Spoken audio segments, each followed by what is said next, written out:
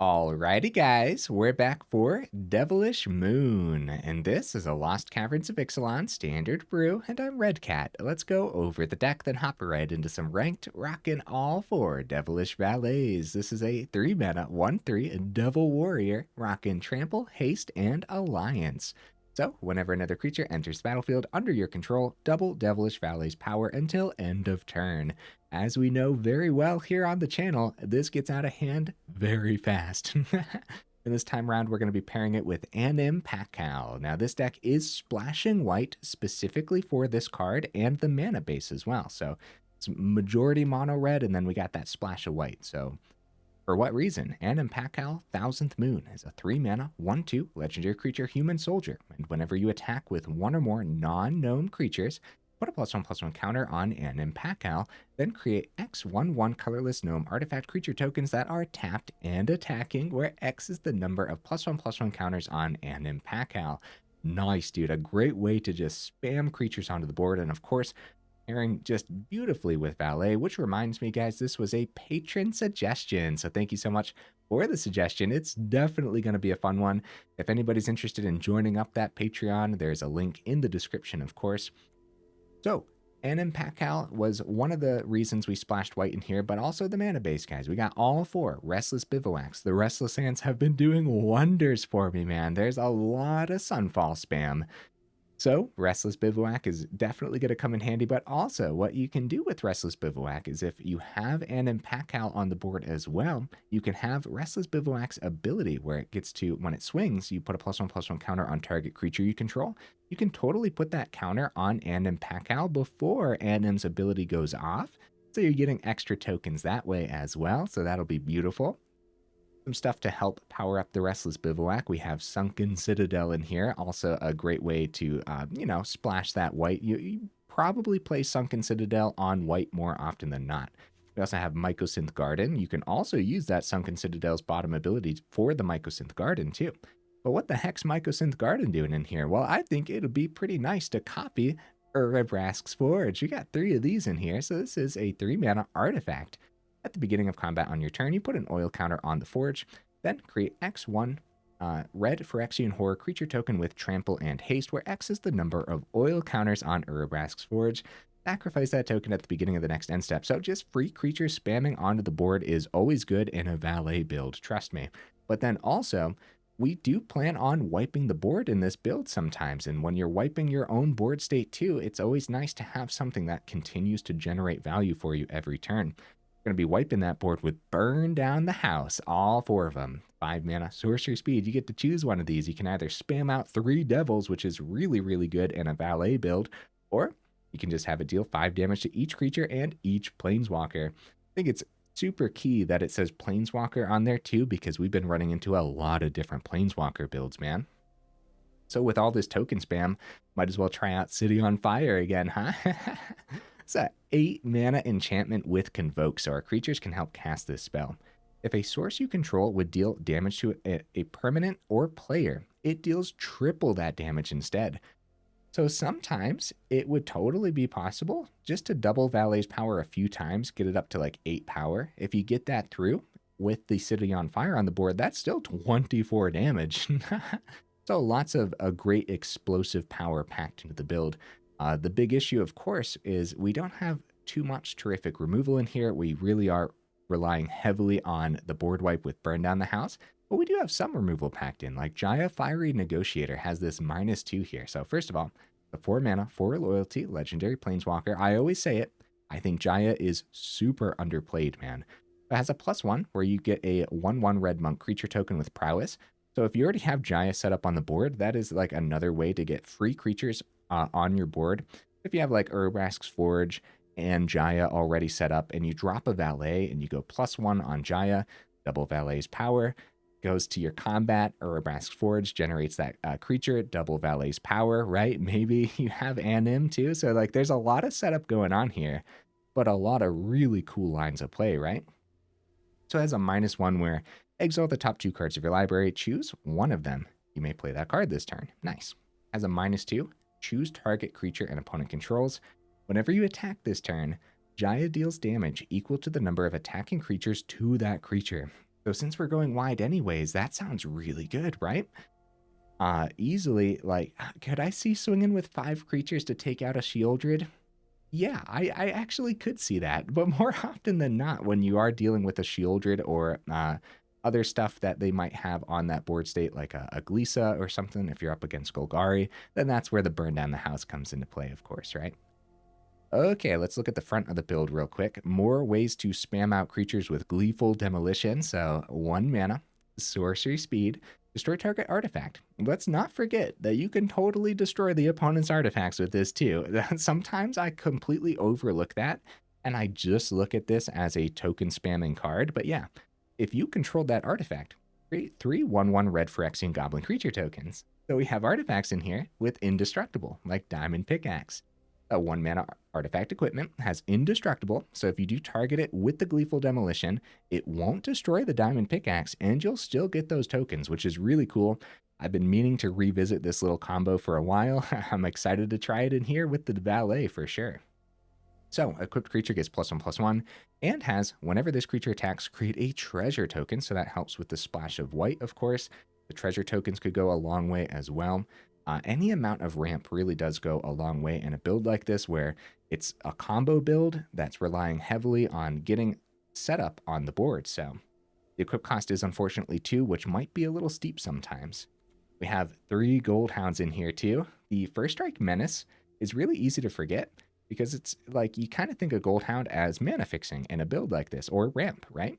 Because you can tap it, sack it, add 1 mana of any color. So when you do end up swinging with this, though, First Strike Menace is decent, and it does go a long way often. We have Ral's Reinforcements as a 3 of 2 mana, sorcery speed, create 2 1/1 blue and red elemental creature tokens. You'll probably end up having to chump with these tokens, but again, if you have a setup or if you have a Valet on the board, those extra tokens can really go a long way. Excuse me, guys. Okay. Ancestor's Aid. This is a 2 mana instant speed. We have 3 of them in here. Target creature gets +2/+0 and gains first strike until end of turn. Create a treasure token. Okay, bear with me. It might look janky, but in a Valet build, you could totally, if you have Valet on the board, right? You go Ancestor's Aid onto the Valet, get that power up to 3, generate that treasure token, spam out a couple extra things, maybe use a mana, use a Gleeful Demolition on that treasure token. Like, the possibilities for explosive damage off the Ancestor's Aid is actually pretty wild, man. I love the treasure token off of this too. There's going to be a lot of fun things that I think we can do with it. Of course, our main target, we want to hit that Valet. Also, giving first strike to Valet could be really good too. So, okay, guys, is that everything already? A little bit more over here in the mana base. Talked about the Mycosynth Garden, copying that Urabrask's Forge could be pretty sick. Other things you could copy, of course, like Diamond Pickaxe and whatnot. Got Mirrex in here, more token generation potentially. Crucible of Defiance, of course. Maybe we want 2 Crucibles. Got a little bit of Painland in here, Seat of the Empire, and some honorable mentions, but give me 1 second, guys. Got to pause the recording. Okay, no more distractions. We got our honorable mentions. Valdarin Epicure almost made the cut. We got Imodane's Recruiter, almost made the cut. Squee, almost made the cut, believe it or not. And Stoke the Flames as well. All the honorable mentions this time were pretty much like in the list, and then I traded them out for something else. So like, yeah, honorable mentions for a reason. Definitely all of these is something to consider at the very least. Imodane's Recruiter could be really cool because if you do have that wide board state and you buff that board state, that could be enough to push you through, but then it would give us another reason to actually have that splash of white as well. So I think the 3 mana spot was pretty clogged up to have at least 1 squee, but we might talk more about that in the final thoughts because you never know when that 1 squee comes in handy. Bringing it back from the grave when you have a Valet or 2 on the board could be enough to win the game sometimes. So yeah, then just more Convoke cards in general, like or more removal for that matter, right? With Stoke the Flames and whatnot. So, okay, guys, I believe that's everything. Let's go ahead, take it into some ranked and see how we do.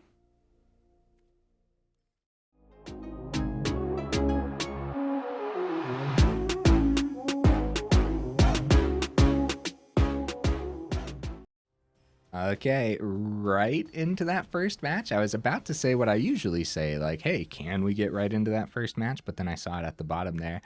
What am I expecting for the build? I'm expecting, like, A little bit of jank, obviously, right? When you're going for a combo deck and the meta is as brutal as it is, then it's going to be hard to get that set up sometimes. Okay, is this even a good hand? I guess we'll try it, right? Like, we have the little combo with the tokens here. Oh, opponent. Opponent has gone first, and we might be sweating in no time. This is Bivouac number 2. Okay, we better get set up to get some chump blockers on the ground, right? And then next turn, of course, Restless Bivouac. I guess we could have done that next turn, too. We could have went Restless Bivouac for the turn, and then played a mountain next turn, played the Diamond Pickaxe and the Gleeful Demolition. But in this scenario now, if we see something else on the top that we'd rather play, Rouse Reinforcements. Okay, let's stick to the plan. Restless Bivouac, Gleeful Demolition. Okay, chump blockers established, but Monstrous Rage and everything exists. As long as we're not, like, sweating on turn 4, we might have a chance to establish something here. Oh, double block the Squee for sure, right? Get the Scoundrel off the board too. I'd say that's all worth it. Right? Could triple block Swift Spear, get rid of that. We could roll, we'll deal 1.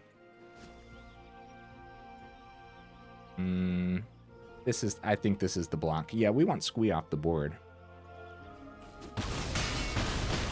That's tough though, that's tough. Because we could have also, yeah, no, that was still pretty good, wasn't it?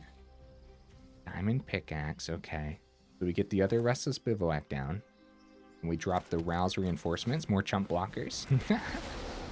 Burn Down the House could be good at some point, and up against mono red, sometimes you drop Burn Down the House for more chump blockers, but then, since you're up against mono red, those chump blockers, being devils, are actually just terrific because they just end up trading with a lot of stuff.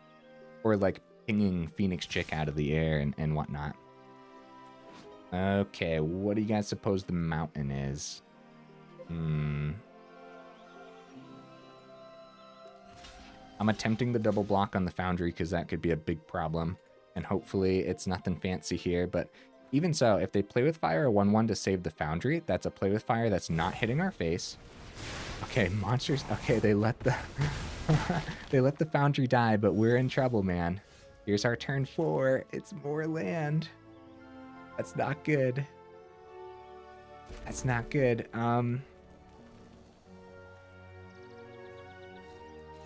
Being a 2/2, can't equip. I guess we just have to save the Restless Bivouac to block, guys. We went through our 5 chump blockers very, very fast. Of course, we had to double block 2 times. Well, we didn't have to, but you guys know what I mean. Okay, here comes Play with Fire. All this extra land was pretty bad, but that was only our turn 4 anyway, so even if we saw a Burn Down the House off the top, wouldn't have been terrific. Not being able to get any ramp on the pickaxe. If we played it a little differently, maybe we could have, but mono red going first here too? It really depends, huh? Yeah, now that these are nice and stocked up too, like we don't have terrific blocks in general. As we power this up, and we only have 1 open mana, so we can't go Ancestor's Aid here. But we can't take the 5 either. What do you guys suppose is remaining in hand? Alright, going down to 1, and if we kill the Swift Spear, we die from the Wicked Roll anyways. We could chump Swift Spear, go down to 2, but then they still have another 2/2 on the board as well. Sunken Citadel. Well, mono red strikes again, guys. So see, even if we played another mountain, we don't have the double white source to block with the other Restless Bivouac anyways. And even if we did, 1 chump blocker isn't enough because they power up Foundry and swing in that way. But here's what I'm going to do. Oh, you know what, though? You know... No, that wouldn't have worked. Never mind. I'm going to say untap source, Ancestor's Aid, but we would need a target, and we really don't want to target their creatures with that. But we're going to. Since we're going to die anyways, that's definitely a fun way. Wait a minute! Man, I wanted to give you... I wanted to give you my ancestor's aid. Aw, man. Well, GG. Overall, the chump blockers really did a thing, kind of, sort of, right? Like, we survived relatively long. Getting to the turn 5 was pretty good, actually, for that hand, right? Like, I think that might have proven that that was a mulligan hand. It was pretty slow. The opponent was going first. They had those fiery card sleeves, too, so, like, just finding something that could survive a little longer against the onslaught of red probably would have been the best case scenario. But overall, we drew relatively okay. A little bit too many lands there towards the end, but overall, not too bad. We go first this time. This is excellent, dude. No targets for Gleeful Demolition right now, though. Urabrask's Forge isn't necessarily one that you want to pick up with Gleeful Demolition unless you're winning that turn off of a Valet or something. Alright, cool. I don't mind this hand at all. We got the splash already. Get the mountain down. The less they know, the better. Okay. Well, Sunken Citadel will be good at some point. With that rouse reinforcements. Yeah, Sunken Citadel could be the white source that doesn't deal damage to our face. But since we have a couple Forge... Ooh, Valet, dude. Oh my. We have a chance of getting a setup here. We go Forge or Anim. Anim for the turn, right? Take 1. Swing with 2. They block 1, but Anim gets a little bit of a boosty boost here. I like it. Yeah, getting the ball rolling on the Anim Pakal seems a little bit better than the ball rolling on Forge now that we have Valet in hand. Dude, this could be wild. Let's not forget, these are artifacts too, so we could totally ping a gnome with the Gleeful Demolition. Oh, Anim Pakal's out of here. Oh, darn it, darn it. Sometimes dinos don't find their removal right away. I actually had a lot of hope. We still have pretty sick setups, I'd say. I'm going to save the Gleeful Demolition back. I'm going to save... Well, I guess we'll get... No. I'll get Sunken Citadel down. This will be my white source that doesn't deal damage to my face. Right? And then we'll get Forge down. Want to do all that before combat. That's when the oil goes through. And I don't think they block here. I think they take 3. And we don't necessarily need chump blockers next turn because this has trample too. So if they play something big, the trample damage is getting by our 1/1s anyways. Scytheclaw Raptor. Mycosynth Garden has a chance to copy the Forge, but how greedy do we want to get? Or do we just want to get a swing? Swing with Lorekeeper 2 down to 11. Restless Bivouac, not bad, dude. Holy cow. We're going to be going 1. Need a red open if we want to pop the gnome. 2, 3, 4. We go big this turn because we're going to die next turn, huh? Yeah, we can't set up with the Mycosynth Garden. There's a high probability of dying next turn. Well, this doesn't have trample. Let me think this through for a second. So so Valet goes to 2, then it goes to 4 with the Gleeful Demolition's first token. 8 with the second token. Oh, dude, that's way more than enough. We just have to make sure we keep an open red source. Right? So we go Valet. They don't have first strike or anything over there. So we go Gleeful Demolition. Make sure we use it on the gnome. Down to 10. That happens 3 times. Yeah, I wanted to make sure I actually thought that through. Oh, it's going to 16. And then the 2, then the 1. I guess if they block here, and then they can block the 1/1. Oh no! Does that bring them down to 1? No, it's still enough. It's 13, then another 2. Good game opponent. Like I said, like, oh yeah, way more than enough. But they still had really good blocks there, didn't they? Beautiful example of what I meant. Like how like just all of a sudden you get a little bit of setup and then all of a sudden, boom, explosive damage to the opponent's face. That was wild, man. That was good stuff. And if like we were if there was a chance to survive next turn, we could have set up even further. Mycosynth Garden, turn that into Urabrask's Forge for the turn, and then we'd get 2 creatures coming in for free. And then, of course, you can pop that gnome with the Gleeful Demolition, if the gnome survived, of course, right? Something else to note, too, here. The tokens off the Urabrask's Forge, those are not artifacts. We've confirmed that in the past. Even though you'd expect them to be artifacts, they are not, unfortunately. So, cool. That was good, man. That was good. Dude, the rest of the matches can go however the heck they want. That's exactly what the deck was trying to do. Showcased beautifully. Imagine if Anim Pakal survived, dude. Imagine that for a second there. Oh, man. Oh, man. It was a great patron suggestion. Thank you again for the suggestion. I did bring that up at the beginning of the video, right? I hope I did. Yeah, this is a great one. I always have fun with Valet, man, so. Yeah, opponent goes first. You know what? Let's give it a shot. Dude, there's like a really great chance of just drawing good. You know what I mean? There's a lot of 1s. There's a lot of 2s. There's a lot of 3s. I'm okay with drawing some 3 drops off the top. More land. Okay. Get this down as a white source. That should be okay. Again, it's a white source that's not dealing damage. And guys, we only have 2 pain lands in here. So both of these games in a row, seeing our pain land as the white source is a little bit unlucky. But overall, it shouldn't hold us up at all, I'd say. Mirrex, well, at least it's a land that does something. And it does it for relatively cheap now that Sunken Citadel's on the board too, so. Guard Craig.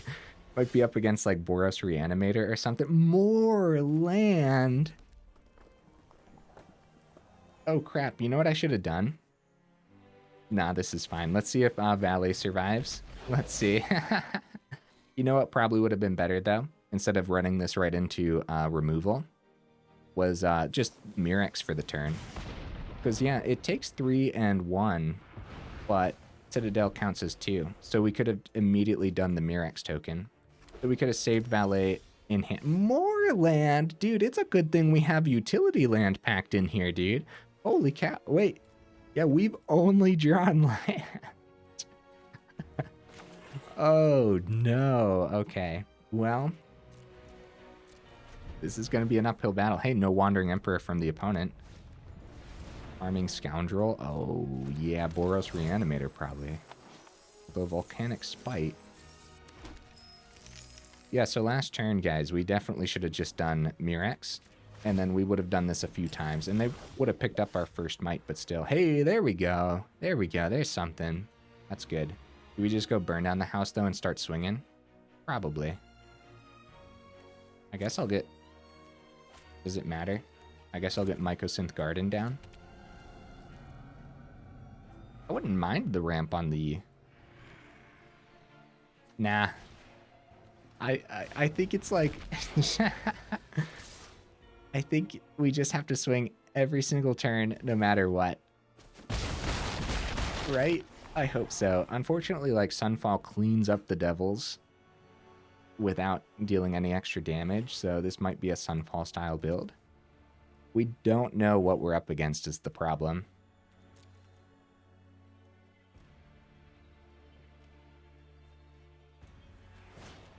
Burn down the house. Drop some Devils. Heck yeah. Blocks for days. Oh, Restless Bivouac. Yeah, apparently 80% of our deck is land, but all these utility land isn't half bad, I gotta say. So it's gonna be Diamond Pickaxe, of course, right? It's literally the only thing we can play in our hand. Mycosynth Garden might not be a bad thing to copy. They still have blocks for days, unfortunately. Yeah, Mycosynth Garden, copy the Diamond Pickaxe, equip the Diamond Pickaxe. We don't have enough mana for that, do we? Oh, well... Yeah, no. Because I'm going to get the Restless Bivouac down for the turn. I'll do that after the fact. And who knows, Restless Bivouac might be enough to get us there for a little while. Yep, blocks for days. We're going to be pinging each other's face, and then they're going to use this devil to hit our devil. On 2, then theirs goes on the stack, right? So they take care of our devil. They ping face twice. And we get to ping their face 3 times. So overall, our burn down the houses canceled each other out, but we do get 1 extra damage through. Alright guys, the next, like, literally the rest of the game, we need to not draw land. This is way too much land to draw. I think we only have 25 in here too. I'll have to double check that, because if it's more than 25, it's proven to be too much for the build. But 25 should be about the right amount, I'd say. I'm not going to use Seed of the Empire on a Scoundrel. Maybe the opponent's getting a little unlucky too. Ooh, Urabrask Forge. There we go. There we go, guys. Okay. That's going to be really good against this deck. 2, 3. All right, Forge. That's going to be so good. Although this could be in a Braid style build. 2, 3. Urabrask's Forge. This is sick, dude. This is good stuff. Yeah, that's gonna be so good. We could equip the pickaxe, but these are gonna die anyways, so we'd just be losing a treasure token. Unfortunately, this shows a little bit of anti-synergy here. Pickaxe not working super well with the forge because, of course, you can't equip at instant speed. Oh, Atali. Oh, Jaya, one of the best hits from our deck, guys. They're toast. That is one of the best hits for sure. Oh no, more land. Oh, guys, the Atali. How do we get around this? We can't swing in with Bivouac. Mirrex tokens can't block. Flooding pretty bad. They got good blockers for the forges. Unfortunately, if they block with Atali, maybe the Seed of the Empire can get there. Or the Restless Bivouac can get there if that's where they end up blocking, right? We go Forge. Power this up. Gonna get 2 of these. 1, 2. Nope, I'm gonna hold the rest of the mana open to make sure I have everything I want to do in hand while still generating a Mirrex token too. That's the plan there. Full swing. We gotta go face because it's now or never, right? We buff Bivouac and see if we can take care of that Atali with the Seed of the Empire. Unfortunately, it's a trade, and it's 2 of our lands for their 1 Atali. And they might actually play around this. They are playing around this. We get to keep the Bivouac. But they have 10 damage on the board, guys. Oh, okay, there we go, there we go. They say, okay, that is in fact worth the trade.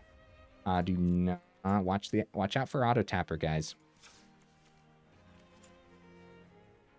I guess we'll use this as a white source. And then we'll go like this. Wait a minute, why did I think I was still going to have enough open for Mirrex? Now we only have 2 open. I don't know. I actually don't know. So we could have equipped the diamond pickaxe and got a treasure back there. Not 100% certain why I thought I had enough. A little weird. Generate that monk. Yep. See what else they got here. Eternal Wanderer. Holy cow, dude. Now the opponent's finding some goodies, huh? It kind of felt like they might have also been getting a little unlucky there. Down to 11. Terrific blockers. Urabrask's Forge. Dude. See, now we're talking too. Like, a couple turns of not seeing those lands, this could have been a very different game. This is pretty sick. We're at 11. We're probably dead next turn. I guess we just full swing at the opponent's face again. The first strike double strike. Yeah, the double strike acting as first strike here clears away one of them before they take any damage. They get that full swing next turn. They get to generate another double strike, which of course will block there too. So yeah, unfortunately. Okay, so it's going to be Mirrex token for the turn. Let's see what ends up happening, but I'm pretty sure we end up dying, probably to the Monk's Prowess. That Jaya hit with the Atali was sick. Neat matchup, I'd say. A little bit like, I guess two Boros mid-range decks colliding, right? Although I don't know. I guess we call this mid-range, but I would definitely just call it combo overall, but it's definitely like mid-range style, if you guys know what I mean. They don't know what's in hand either, so they're looking to buff one more time here. Prowess one more time will do it. Because that'll be 10, that'll be 12 damage total. Looks like they're going to have it. Oh, Monk, they might not have the 12 damage here. Okay, yeah, they still have blockers for next turn. Guys, they're keeping even more blockers too. We're alive. This is wild, man. Mirrex token. Oh. Burn down the house. Do I go Devils or do I go burn down the house? Oh, guys. What do I do? With their open mana, what's the best thing we can do? It's not Devils because these yeah. It's hit. Yeah. Brutal stuff. GG opponent. GG. I apologize for taking a moment to think that through too. That was sick. What a top deck. All four Burn Down the House are in here for a good reason, man. Yeah, I had to think that through for a second. Based on their open mana, like what are the possibilities? Should we go Devils or not? And yeah, of course, with their two double strikes being held back, they were going to take our biggest tramplers out of the equation before they got any damage through. So it was wipe those double strikers off the board and then get those tramples through that way. And then the biggest thing there that they could have done, like after that cleared board state too, was have two pieces of spot removal for our biggest tramplers. And at that point, maybe if they did have spot removal, I guess it depends, because we probably want to think about taking out that Jaya too. So apparently they did not have spot removal in hand. And that was game. That was it. Wipe that board. That was sick, dude. Holy cow. These are some good matches, man. I'm pretty proud of these. I'm happy with them. Like we're like we flooded so bad there. It feels so great to get that through. You know what I mean? See if we have time for one more here. All right, opponent, what you bringing to the table, buddy? Ooh, we go first. All right, we go turn one Goldhound because there's a chance that we see, well, Bivouac. We could go two Goldhounds next turn. Nah, turn one Goldhound. Because that way, worst comes to worst too, we can get that swing off the Goldhound. Extra damage. Every damage matters. Okay, we could ramp into Valet. Is that worthwhile? Maybe. It probably dies right away though. What the heck? Let's do it, man. Let's do it. Like I said, these matches were really good. The rest of them can go however they want, and sometimes pushing your luck to the limits can be really, really fun. So see if that Valet sticks around. Yeah, because we could go Goldhound next turn. Double Valet. That's a 2/3. Gleeful Demolition. on the Goldhound.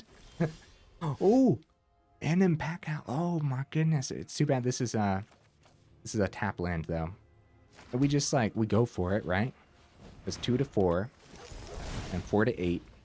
Then Yeah, dude, we just go for it. This is an insane amount of damage. Turn 3. Turn 3 damage here.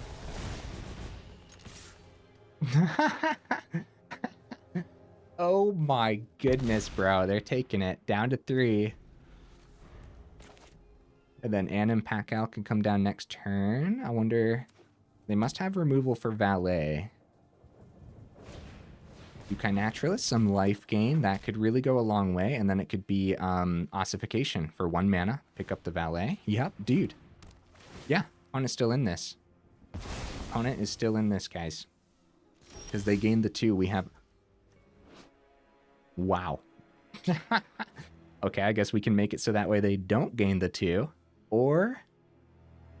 If they block 2, we get the 3 through, then they gain the 2. If we go Anim Pakal, we get an extra 1 through that way. Okay, I'm going to save Ancestor's Anger. That's a really good draw, and we could make it so that way they don't gain 2. But I think establishing more creatures onto the board is a little bit better for the turn, as we don't have a clear victory here. So they block, they go back up to 3. I don't think we had a clear path to victory with that Ancestor's Aid for the turn. I think just setting up with Anim Pakal seemed a little better to me. How do you guys feel about that? Or do you think that taking out that Jukai Naturalist in a combat trick was best case scenario for us? We would have gotten a treasure token too. We could have used the treasure token on the demolition, but we can always do that next turn as well, so... Oh, buddy. Yeah, so they're going to plan on the block with the Naturalist. Hopefully Ossification number 2 doesn't come down. Oh, guys, they could easily pull this back. Yeah, Ossification number 2, buff the Naturalist. Pick up the Anim Pakal. Now, Ancestor's Aid does not get over the Naturalist being a 6/6. Guys, if we lose this, this is my fault. Oh, they're not even planning on blocking. They're just going for it. Yeah, if we lose this, this is 100% my fault for not taking out the Naturalist in time. Of course, like, yeah, no, Selesnya Enchantments has always been this solid at getting what it needs, so no terrific excuse there. We have the block. We have the trade into the Calyx. We have Restless Bivouac next turn. They're going to gain another 6. Guys, what have I done? What have I done? Oh no. This is still really cool though, showcasing the deck beautifully. What have we learned? We learned that Jukai Naturalist needs to die. Period. Yeah, they're not even going to risk the blocks. So at this point, we still want to get the treasure token on the board. And then we're going to go for the trade out here, so we have some emergency chump blockers. But we're going to keep the treasure token to power up the Bivouac. Pretty cool, man. Pretty cool. Yeah, our deck is totally doing a thing. This is awesome. Yeah, unfortunately, Selesnya Enchantment's still really, really, really good. That's a triple really, man. I should have taken out the Naturalist, guys. It was a measly 2/2. And now, and now it's gained them 16 life total. Or more, right? 18 life total they've gained from the Naturalist. Copy the Naturalist, buff the Calyx. They still have more to play, guys. Catilda comes down as an 8/8 lifelink. Oh, buddy. Power up the Bivouac. Ancestor's Aid's pretty good again.